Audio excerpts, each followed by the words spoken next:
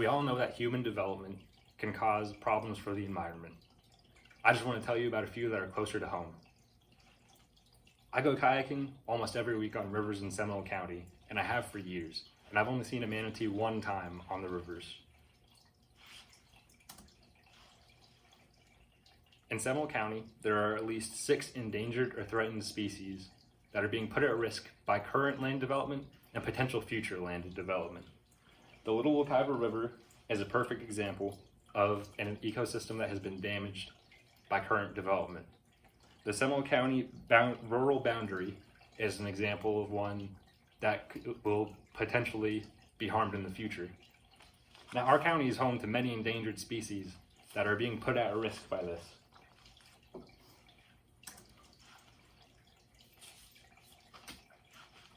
Two years ago, I paddled down the Little Wekiva River all the way from State Road 434 to State Road 436.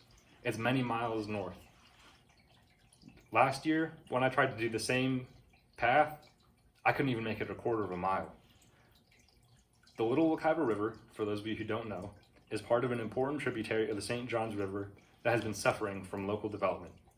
In the Orlando Sentinel in August 2021, U.S. Representative Stephanie Murphy was quoted saying, "But as sediment has clogged the Little Wekiva in recent years, the water flow has redirected it into several directions and created flood risk and destroyed native habitats. The river is being suffocated by sediment runoff from nearby construction, and it's even impassable even to kayaks." The Orlando Sentinel in 2021 says the newly dry riverbed is now full of sand and silt, and it's being repopulated by invasive plants, which are choking out native species.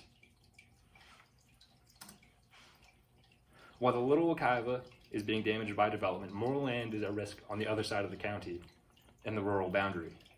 Seminole County's rural boundary, which is near Oviedo and the Econochatchee River, developers are trying to have sections removed to build neighborhoods in place of farmland in an important watershed.